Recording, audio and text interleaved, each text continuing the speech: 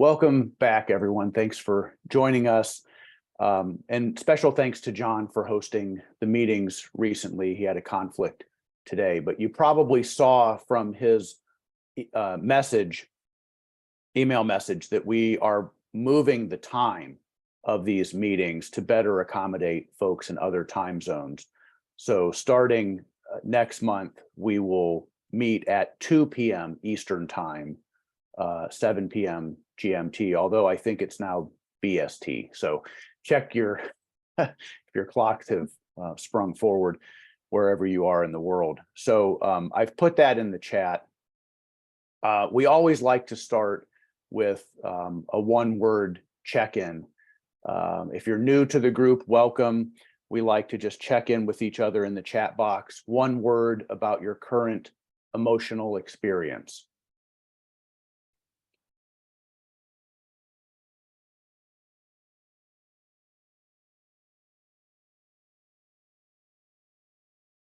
I'm seeing grateful, relaxed, grounded, thankful, energized.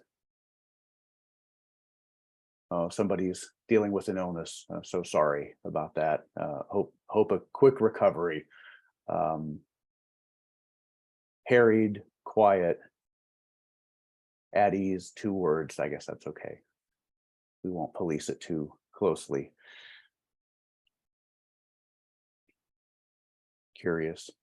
All right. Well, whatever you're experiencing right now, we're glad that you showed up, and looking forward to turning this over to Gilda Scarfe, who's got wonderful plans for us today. And we've had a number of members from the network hosting our monthly meetings of late, and that's going to continue moving forward. So there's so much happening within the network.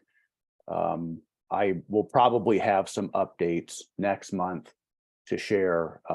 Certainly there's some updates in John's message. There's an event the network is hosting at Harvard coming up in April. So feel free to share that from John's message, and many other things going on. So Gilda, thanks. I'll without wasting any further time, I'll turn it over to you.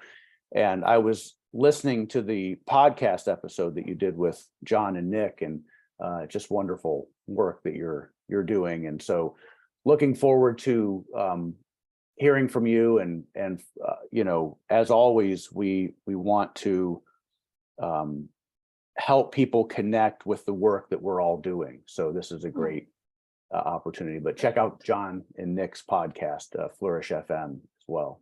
So thank you, Gilda. Welcome. Brilliant. Thank you very much, Matthew. And it's really nice to see so many grateful check-ins. And that goes for me as well. And especially for Matthew, it's been an absolutely incredible journey. And thank you for allowing me to present the work which I have done with the principal from the Millennium School in Dubai. Just a little bit of a context. I started working with Ms. Gulati about 3 years ago. It was an off chance we met at a conference in London. And as you all know, well-being in school always has been talked about a lot, and flourishing. But somehow I always felt that is an uphill kind of work when the schools don't have an understanding what well-being means, when the schools don't have the money, when they don't have the time. It's really, really difficult to permeate into the education system to make it stick. So for me, I wanted to bring Ambika in this, to hear directly from the horse's mouth the journey which we both traveled, her school, her leadership, together with my company, to make flourishing stick in her school, and also not only the good stuff, but how difficult the journey has been, and some important key messages which I hope everybody will challenge us as well. So I would love to introduce Ambika. She's the principal of the Millennium School in Dubai. So Ambika, welcome, and I'll give you the floor. Thank you, Dr. Scarfe, and Thank you to the Harvard Flourishing Center and the community of practice for inviting me here today and for presenting my school story to this distinguished gathering. I feel very privileged and honored to do that. If you give me half a minute, I shall just share my screen so that I could put on a presentation that will guide what I'm going to be saying. If you could, Gilda, show me a thumbs up because I can see you on my screen. Great. So ladies and gentlemen, let me begin by setting the context for you a little bit about our school. The Millennium School belongs to the larger GEMS Education, which is the largest K-12 private provider of K-12 education in the world. And therefore, it makes us a for-profit school. And we provide the Indian curriculum here in the United Arab Emirates and cater to largely the Indian community who's looking for Indian schooling outside of the country. Our parents are aspiring. They are very academically driven that students and their children should get very high grades. And I have about 2,750 students with 167 teaching faculty, and 15 of us are school leaders. So that is, the context. We were established in 2000, fairly young school, as if you were to look at schools around the world, but we have a very strong legacy of providing excellent educational provisions to our students.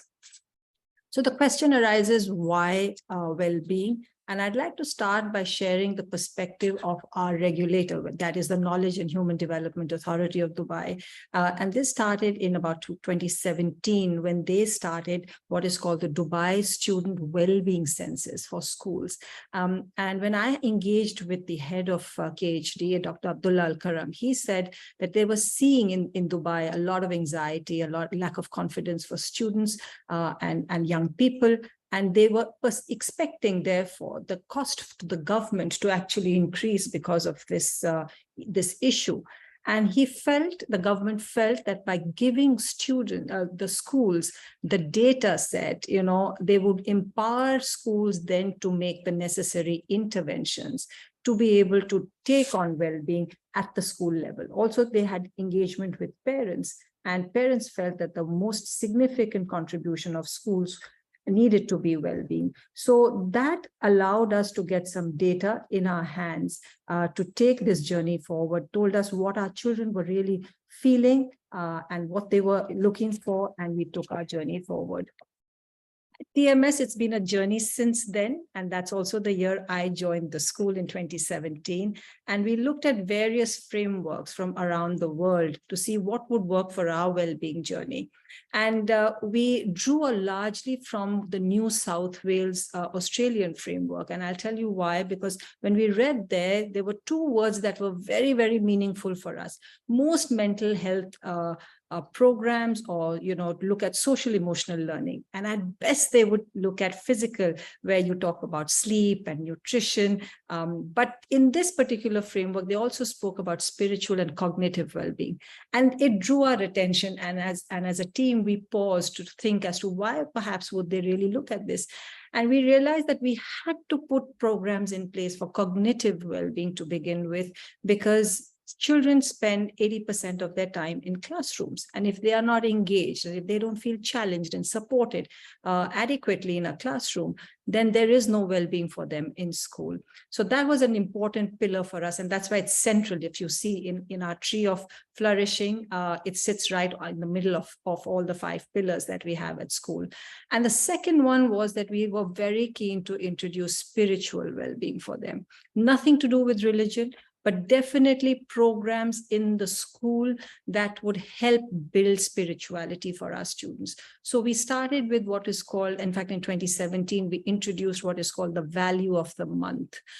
Every month, there is a key value that the students will either do assemblies on, or they will talk about it. Our circulars will have that value so that parents can have dinner table conversations around it.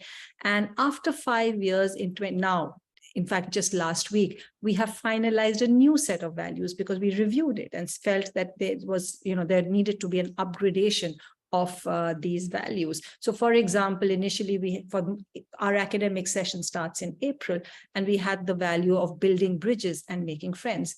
Now, in the coming academic session, we have changed that to building inclusive communities, because we wanted inclusion to become a very big part of our value system. So just giving you an example. We also, for spirituality, introduced morning prayer on our PA system, which is done by the students, led by the students. So it's multi-faith. There will be 2 days where they will do a surah recitation. There will be 2 days where they will, and 2 days when they will do another, from any faith, they will take on a prayer and do that on the system. We also practice mindfulness, because we feel that to connect spiritually and with your inner self, a little bit of focus on breathing is very important. And this is something that we have really tried to put into practice now for the last 5 years, so that we can reach out to this generation. I'll just spend some time talking to you about the timeline for what Gilda and I have gone through with our various organizations. As you can see on the leftmost side, it says DSWC. In 2018 is when we got, every January we got results. And the 2019 results, when they came to us in January of 2020, we realized that we needed some intervention. And I will be sharing that data with you very soon. And so per chance, we met at a conference, and we got chatting and said, let's try and do something together. And that's the journey when we started the MTP. But it had to be shelved because came the onslaught of the pandemic, and we had other things to look at very quickly to put certain systems in place. And through the summer holidays, then we actively worked on creating the mental toughness program with Gilda. And I'm going to share some anecdotes as we roll along. And in October, we were able to roll it out. And very quickly, this was for grades 7 and 8, and very quickly the parents of other, who had siblings in other phases or other classes said, where's the mental toughness program for our students? So in the following academic year, which is April 21, we decided to make it a little bit more structured, modules for grade 6, 9, and even for primary, they started to develop on, some well-being programs. And at the bottom, you'll see that we had constantly also, we were undertaking many other programs and trying to embed those that will fit into the pillars that we had of our well-being, so largely to do with cognitive well-being. We were looking at mindful assessments because we were looking at 21st century skill building. We were looking now at subject-specific skills because we had started to look at research from OECD, World Economic Forum, and said students need to be empowered with those skills. So that happened simultaneously with this mental toughness program. Come February of 2022, our pilot finished, and that's the time when we paused to say we can't have these ad hoc elements in the program. So Gilda and my team sat down together to create a curriculum map, actually, starting grade 6 to grade 12. What is it, that needs to be done for the entire year across grade levels, and how are we going to vertically actually escalate that program? And because the Dubai student census finished in January of 2022, that's when we got the last result. Again, we reached out to Gilda to say, now what do we do? How do we measure well-being for our students? And she suggested that we introduce Epoch, a simple tool, straightforward tool, and we've run it twice in June and November last year just to see and check in how our students are doing. And the data from that has now been used by my team and Gilda to revise the curriculum starting April 2023, where we are going to look at a lot in terms of our executive functioning, actually. So we want to shift gears a little bit in the mental toughness program. And that is what we want to do in the coming year. And I just mentioned to you, we've also looked at revising our value of the month to take it forward, because we felt that there were certain words we wanted to replace with something that is more meaningful for our students now. I'll very quickly use John Kotter's model of change management to just use it as a lens to explain our story of how the culture of well-being has been embedded at the Millennium School. So the first thing he says is, now create the urgency. And the urgency just fell into our lap because of, you will see the data that I'm presenting to you. This is what came to us in 2020, January. And we saw that there was a dip in certain elements: happiness, optimism, satisfaction of life. And suddenly we had the pandemic on us. And we realized that if we didn't act now for our students, things would absolutely fall out of place for them. So that's when the journey really began. Did everyone actually buy into what we were trying to say? And you'll see there was a group of people here on the screen, and I'll explain who's who. Absolutely not. So the acceleration that we had from the pandemic to get the MTP going, but we didn't get a coalition. So we didn't get a buy-in from all our staff. So we looked for people who would actually, who bought into that, to the vision, who said, yes, it is important. So it was my vice principal. And of course, Gilda was leading us as the expert because, we were floundering with it. We had counselors and we had some teachers. There were some students who we also were very, very critical in this program, where I'm going to be talking about them as we move along. So we formed this coalition that helped us to kind of ask people to buy into what we were doing and how significant well-being will become thanks to the pandemic. So we were kind of the pioneers in this field. Before schools had even started thinking about well-being, we already had a program in place to reach out to our students. We'd also developed a vision and a strategy for our well-being. We felt it had to be there. And every year we kind of review what we have set out to do in our strategy. And why I wanted to show you this slide is that we looked at changing. For example, we started off by saying thrive for life. And then the next year we changed it to flourish.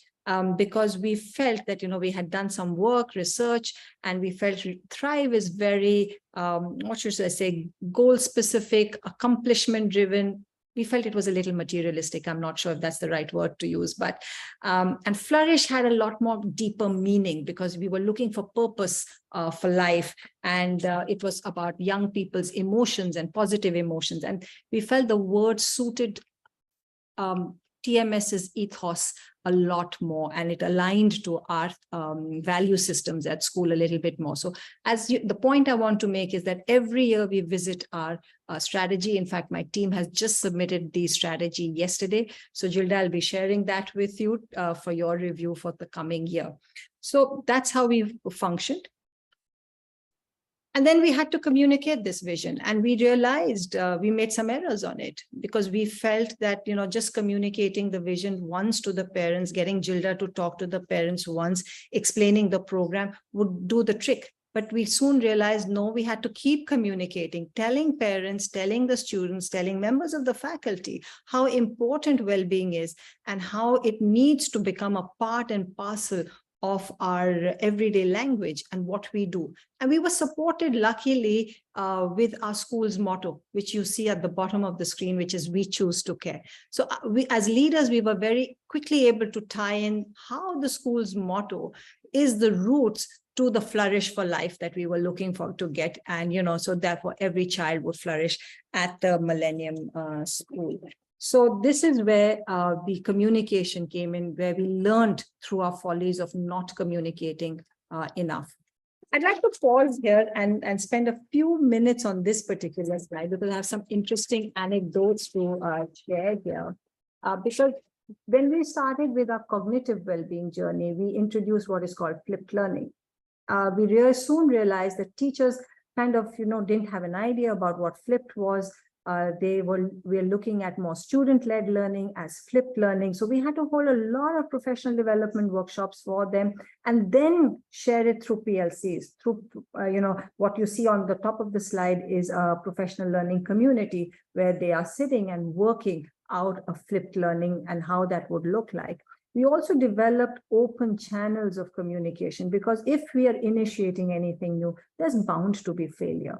And do teachers have that psychological safety to say, we couldn't do this, or this didn't work in my class, can you help me? So we had to create that culture wherein it was safe for them to actually say these things and we could support them. So that became, a very big piece in that change management that we were trying to build in. And I want to share with you that the first module, and so we were also thrown by even my leadership team when I wanted to introduce, now coming to MTP, they said there is no time in the instructional day to hold the mental toughness program. You may say it's very good, but we can't put it anywhere. We have to do the English, math, science, and other things. I was also told that there is, the class teachers and the teachers are not equipped to handle this because it requires a certain training for them to be able to, and professional learning to be able to actually deliver the program. And that pushed my coalition and Gilda to really think about how we might, address these two concerns, which were very big resistance to the change that we were trying to bring. And we looked at technology to our advantage, and we harnessed that to make what is called self-paced modules. And so the children, we said in 1 hour in a month, they will look at a module, they will do it at their own pace. And at the end of the month, the experts, who is either the external expert in Dr. Scarfe or my counselors, they will engage with the students to help them deconstruct anything in the module that they have not understood, or engaged with them in a higher level so that, they can take that learning further.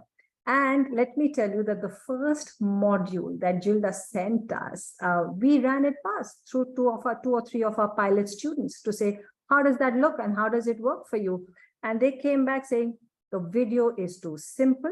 Are we primary kids? It is very boring. So we went back to the drawing board with Dr. Scarfe, and she this time sent us, she said, don't you worry. I'm sending you a PowerPoint presentation with my video and voiceover. And this time when we showed it to the children, they turned around and said, ma'am, who is this very serious person? Why is she looking so serious? And what is she going on and on and on about?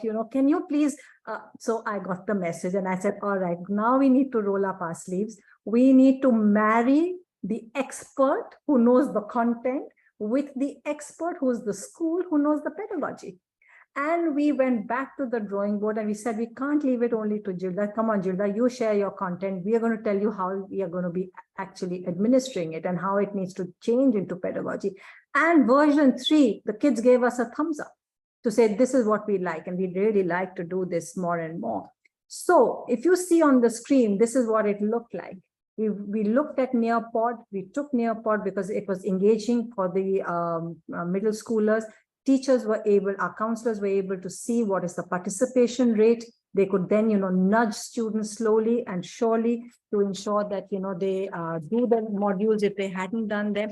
And what I'm showing you on the right side, which is the blue table, is how that first lesson was created to allow Gilda to realize how we had to be a partnership in building that module. So I had my counselor do certain slides and giving, the voiceover and a video, and then Gilda came in and, we said, don't make the slides text heavy. Please give it, visual impact, because this is a Gen Z, which is learning, and you need to make it more visual for them. They don't like words. So I think all in all, we've gone through a very tough learning journey on what works with children, but now they are very happy. And I'd like to share, because we had such a positive result and engagement levels with these self-paced modules. Last academic session, we kind of extended it to all our subjects.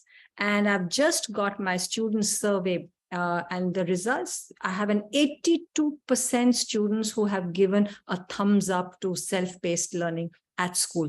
Modules that have been made by the faculty so that they can engage with that content on their own, because they can go back and, they can see what is there. So we are very pleased that we took this journey with MTP, and now we've brought that learning from MTP into the academic field for all our subjects. Short-term wins are very important. And the photograph I've chosen on the right side, you'll see Gilda with a young boy there. And really, when she was walking down the corridors and we said, here's the lady who's, helping us design the mental toughness program. She said, oh, wow, I really wanted to speak to you. So we all got a little worried and said, oh my gosh, now what is he going to come up with? And he said, I want some more content on certain topics. So where can I find it? How do I reach that? And that gave us the next step, that if children are looking at these modules so well and they want that extra bit to read on and learn from, so we started to curate content that we have started to upload in folders for them, that in case they wish to take it up, then they have access to it. We also started to, parents started to send us some appreciation emails about the program, about our whole well-being program, because we have many aspects to it. And we started to share that with the community. And that built a momentum with the small wins that we started to get. And then we had to build on that change that had started. It started to gather momentum. And in last April, we said, like I mentioned in the timeline, we've said no more ad hoc programs and modules. We need a structure, and we need a structure starting grade 6 to grade 12. So the team and Gilda sat down and said, okay, we are going to build the mental toughness program around 7 pillars. And then we took modules which escalate up. So if you've learned about emotions in 1 year, then you perhaps learn them at a little bit of a more depth in the year 2. But then it goes on to moving to other areas in years 3, 4, and 5, so that the students don't get bored of the same thing and they see progression in what they are learning. We also built change around, earlier in school, we used to have counselors and special education educators doing both roles. And now with mental health coming up in such a big way, and the mental toughness program, we needed our counselors to really dedicate their time to it. So we bifurcated those roles, and everyone's a lot happier. And it's working very well. We have also introduced student well-being champions at school. They look after well-being. They drive certain well-being initiatives at school beyond just the MTP. And we have where we've hosted many well-being conclaves for other schools around the world, and we've impacted nearly 650 students.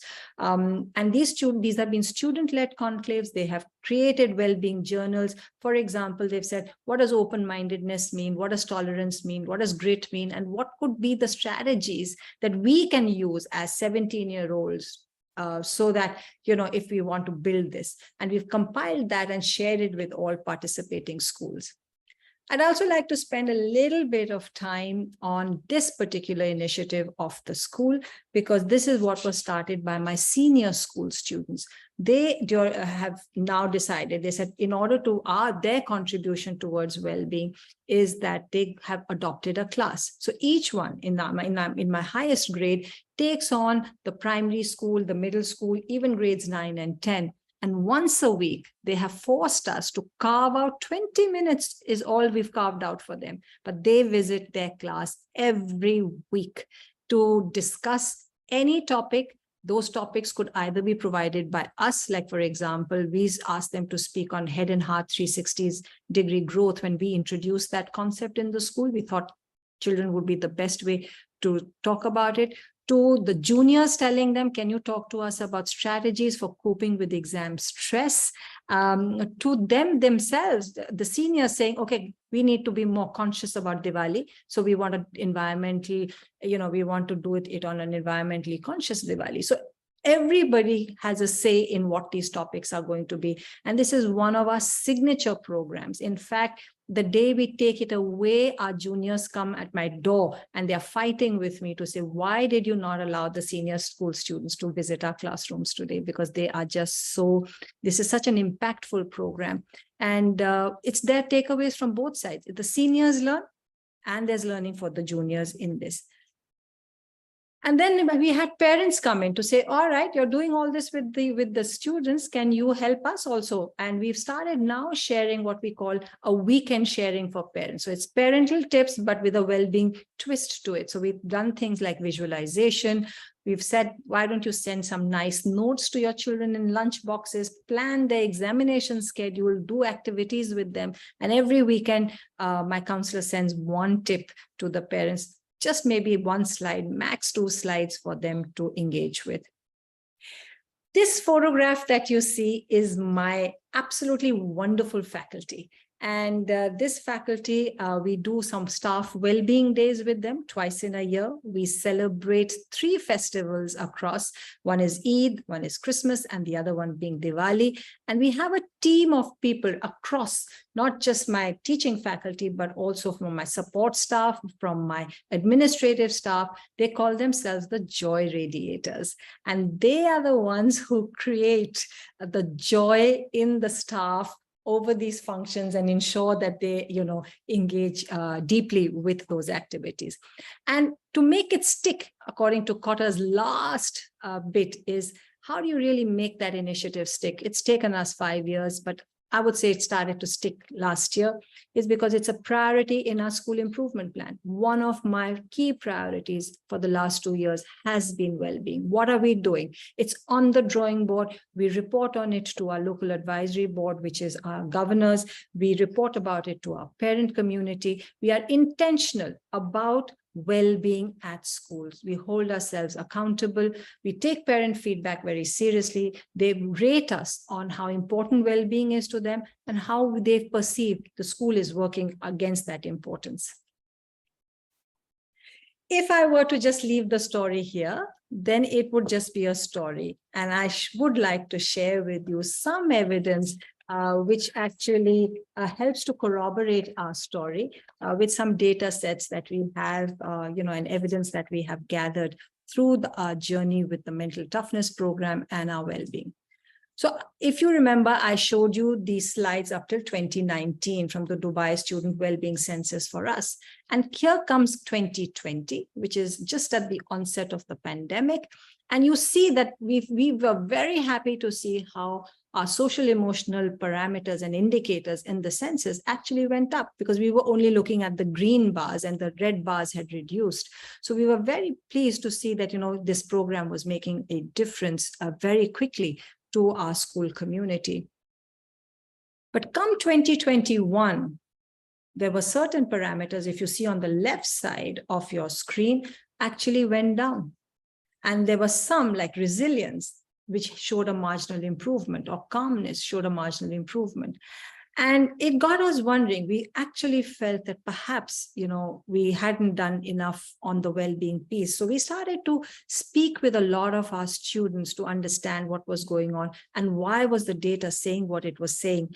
And actually, our students put that in perspective for us, because they helped us to understand. They said, 2020, there was just the pandemic was still starting. We were all just grappling with it. And the well-being program really helped us. And you don't realize that how difficult 2021 has been for us. We've seen our parents lose jobs. We've seen bereavements in our families, friends. Back home, there's been, India was raging with COVID at that time.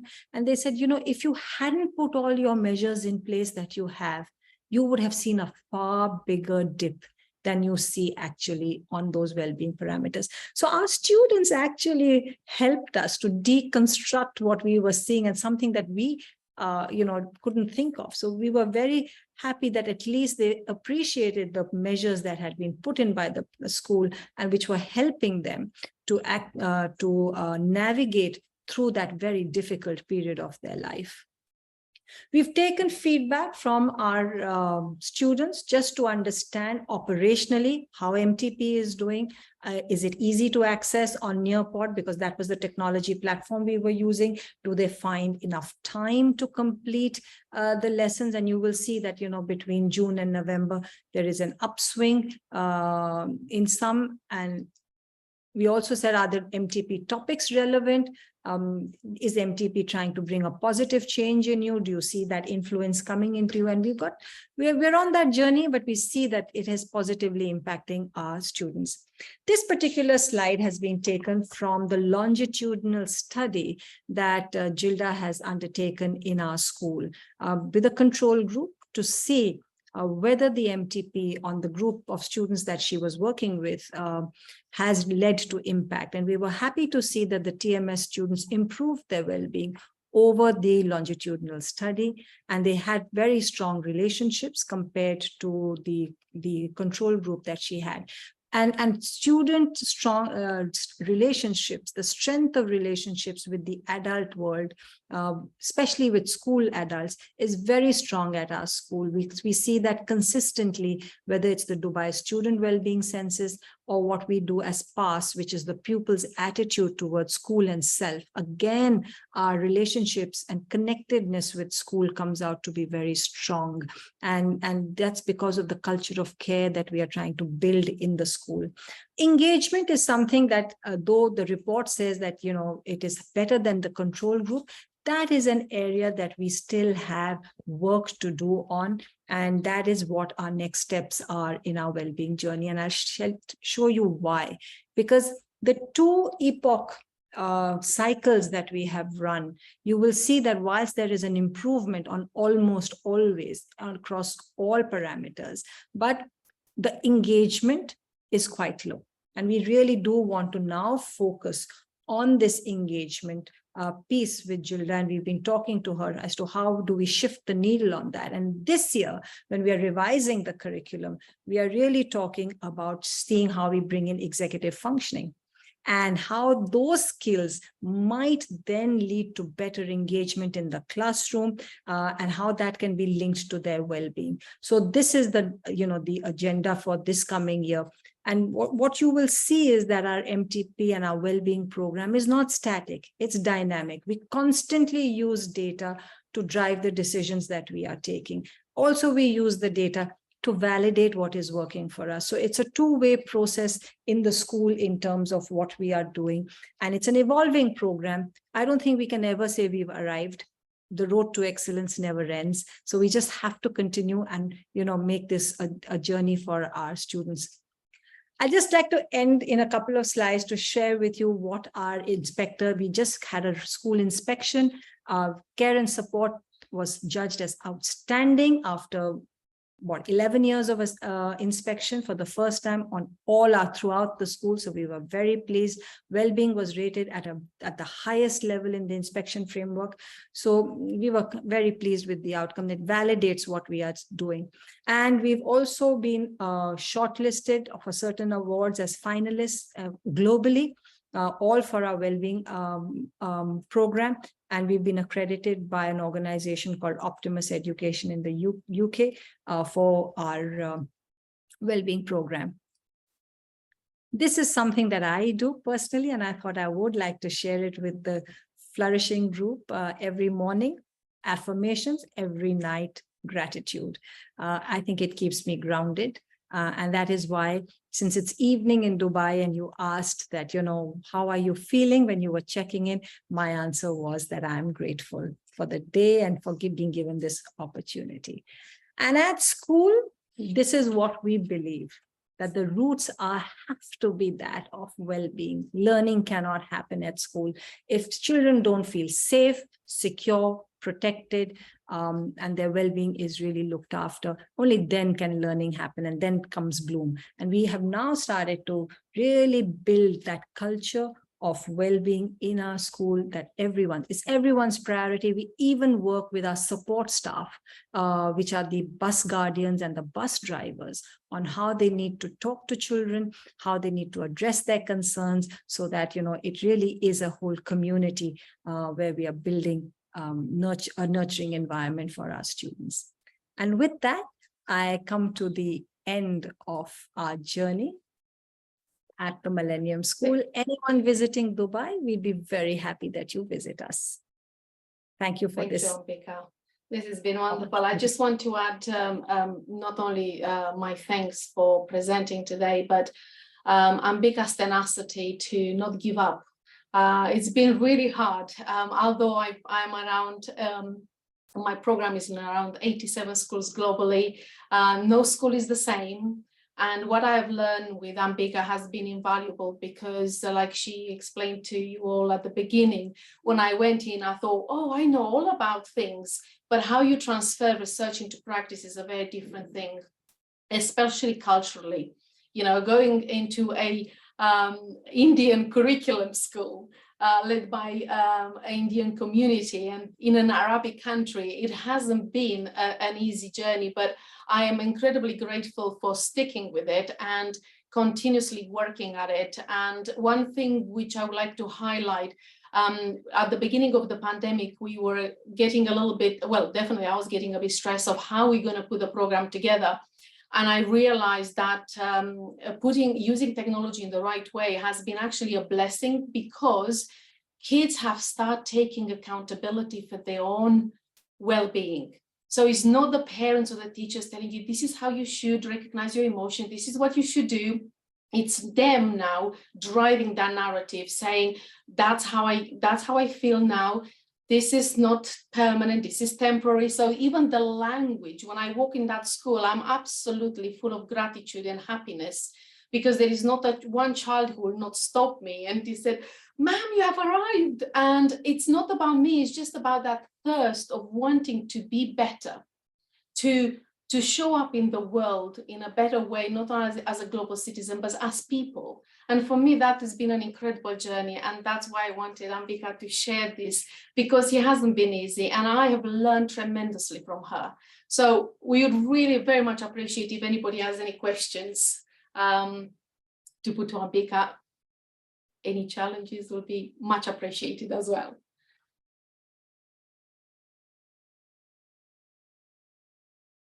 I think, Paul, you wanted a question, didn't you? Yes, did you say we should put it in the chat or just ask it out loud? No, you can ask. Okay, Mark, is that thank you okay? Thank you, Ambika and Gilda. That was really amazing. What you've accomplished, especially with the pandemic going on, is really amazing. I love the way that you call it the Mental Toughness Program, but you also use terms like joy. The joy radiators was great, that role of those folks. You talked about flow a little bit in some of the metrics. And I wanted to ask if, Jonathan Beale has written a little bit on the sense of buoyancy.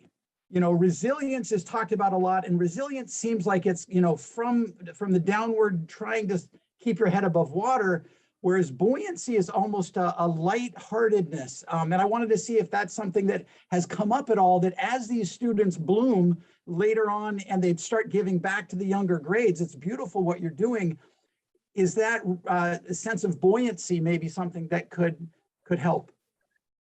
Yeah, wow, very, very good question. And I think the reason why I call the program Mental Toughness is because actually it's stemming from resilience. So buoyancy is something I looked into it, definitely. But for me, mental toughness was much more carving a pathway to understanding and navigating challenges, and as opposed to the resilience where something happened, you react. And it's almost like anti-fragility. If anybody has read Nassim Taleb's book, for me, it's mental toughness at its best, but it's calling it anti-fragility. But definitely buoyancy, resilience. I think we pass a little bit the resilience. I think we need resilience, but I think you need more than that these days to navigate challenges, and especially for young people who are facing so many uncertainties at the moment and not coping very well. And we have to, what we wanted, Ambika and I, we wanted to highlight as well, there is an accountability for your own well-being as well. We give you the tools, but in terms of failure, I think one thing which Ambika School is doing extremely well, it does actually teach the students how to fail forward.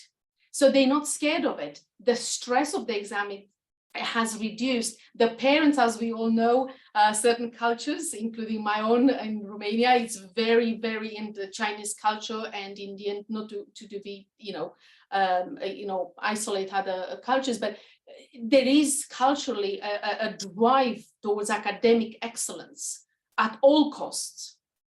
So we wanted to reduce that, and we wanted to engage the parents to realize that in order for a child to succeed academically, they need to flourish. They need to understand how they react to certain stresses. They need to know how to navigate. But failing forward for us has been an absolutely wonderful journey to showcase to the students that it's okay. It's not just a lip service we give them.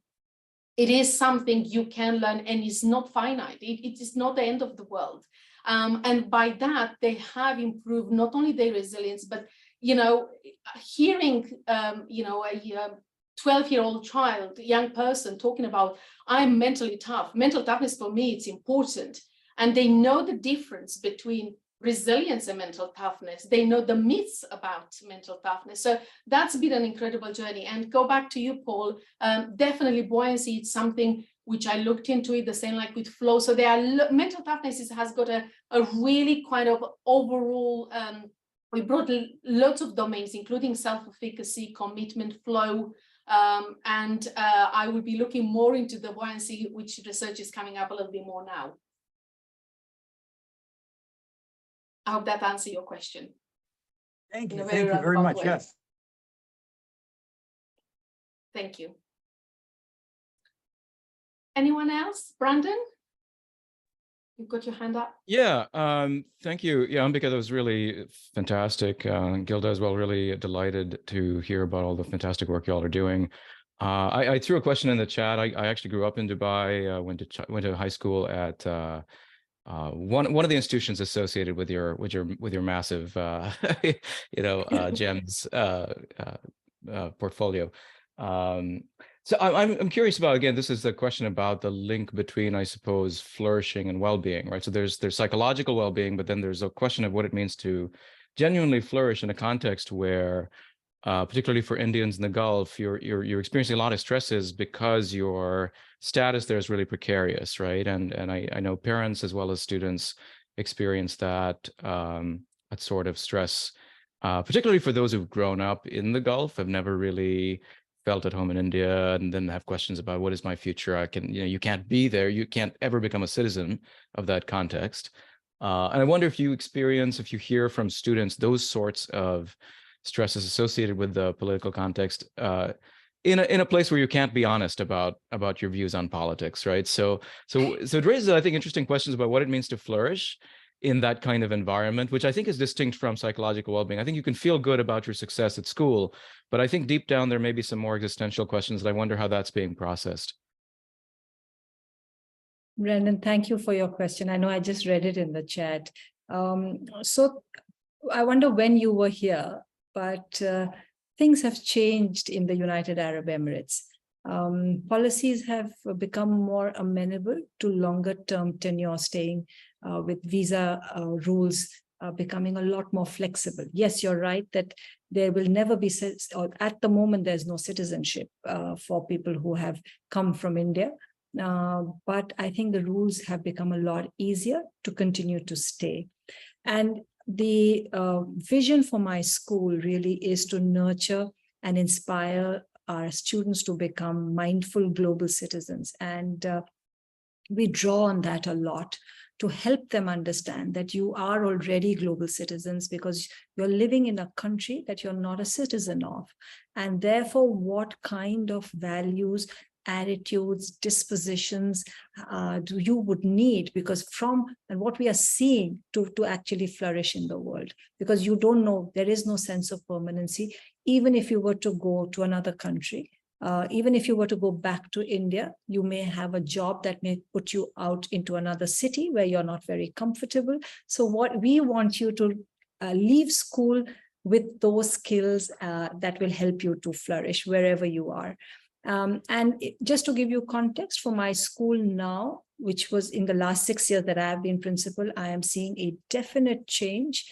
Earlier, I had about 50% of my student population going back to India, and another 30 going westward. They were westward, westward bound, to either the United States or the United Kingdom, largely.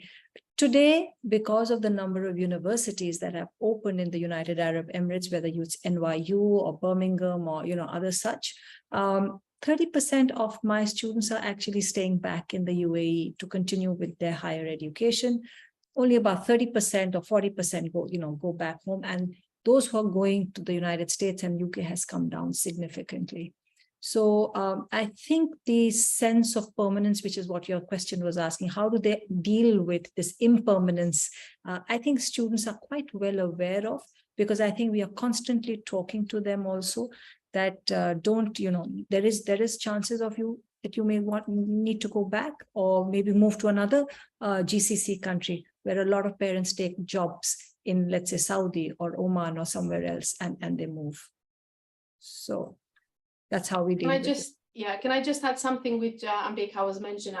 What I've noticed in her school was the sense of belonging, but not sense of belonging as the locality. And I find that extraordinary, empowering young people to take that sense that wherever I'm going to go, I'm going to fit in, and I'm going to actually permeate every environment. Wherever I'm going to go, I'm going to bring something of value. And for me, the values which Ambika has implemented in school throughout the year, I think they are very powerful, because as we know, through repetition, kids learn very quickly through vicarious experiences.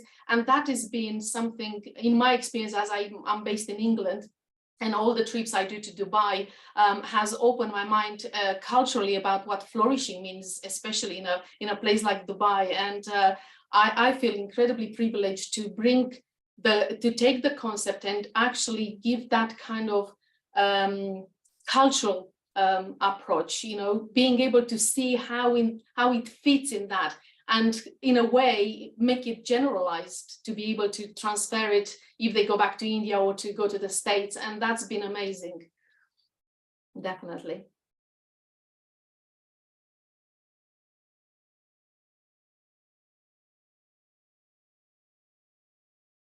Oh, Susan, that is wonderful. I've noticed your message.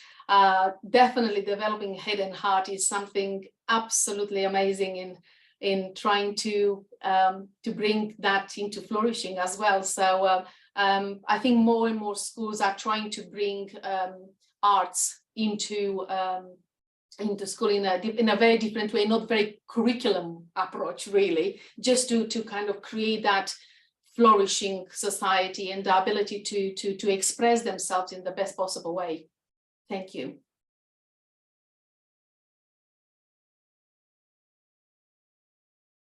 Any more questions?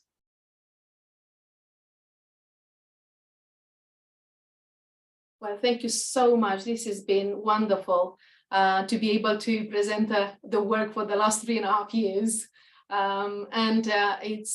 It is my pride and joy, really.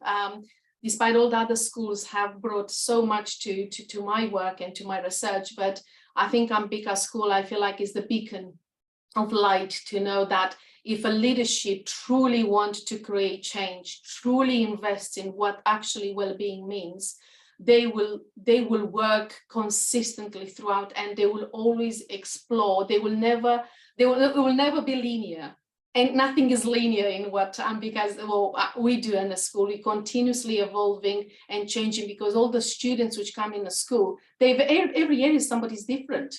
You can't, different cohorts, different personalities. So we try to adapt the best possible way. We can't personalize it, but we try the best way we can to translate research into practice, and the ability to work with a school who's very willing to challenge me as a researcher in terms of pedagogical approaches, how you deliver something, has been magnificent. So thank you, and thank you for everyone today. Yes, thank you both, Ambika and Gilda. This was wonderful. Thank And you. I just really loved how the feedback was just so welcomed, Gilda, and incorporated what needs to change in order to make this work. That one thing I took from the story, and also this idea of the role of joy radiator is probably something that we need more attention to as we do this kind of work. So I love the co-creation that you both brought to us today. We have time for just a few announcements. There's lots of announcements.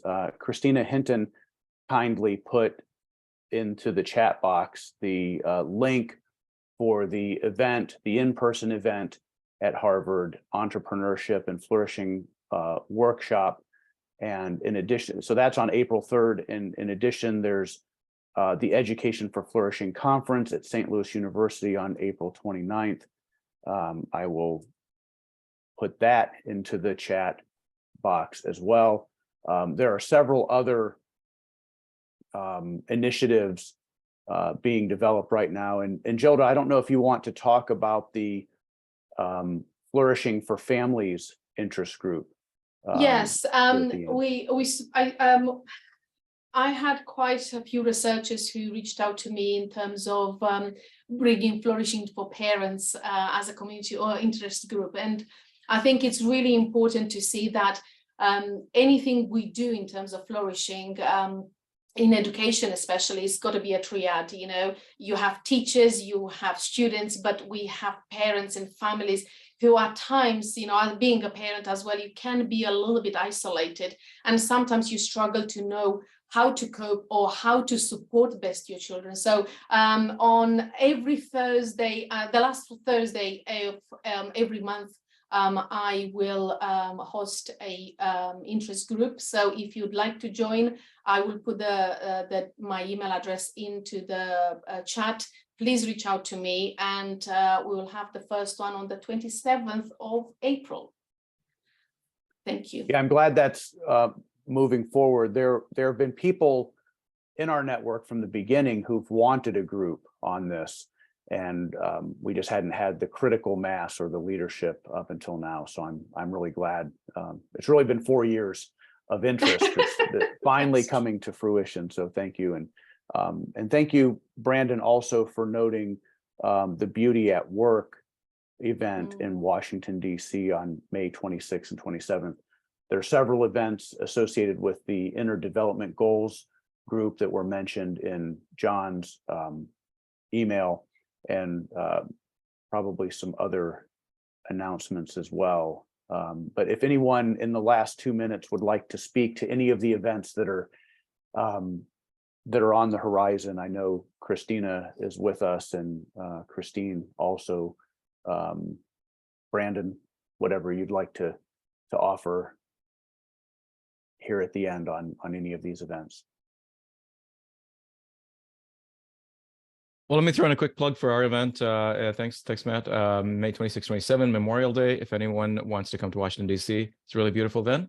We have a conference looking at broadly the relationship between beauty and flourishing in various domains, starting from science, what beauty and science means, and then looking through architecture, design, politics, a variety of realms. So I think it'd be interesting to many of you.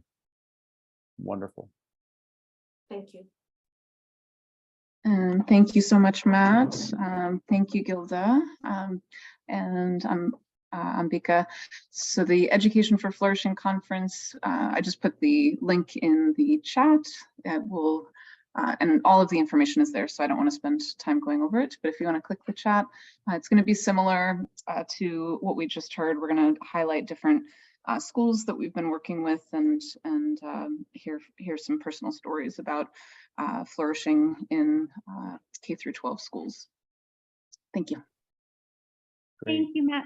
As Matt said, on April 3rd, we have a wonderful event on entrepreneurship and flourishing. We have an incredible group of scholars coming to discuss it, and industry leaders as well. How can we help promote flourishing in ourselves, in our team, and in the wider world as entrepreneurs and social entrepreneurs? So you're all very welcome.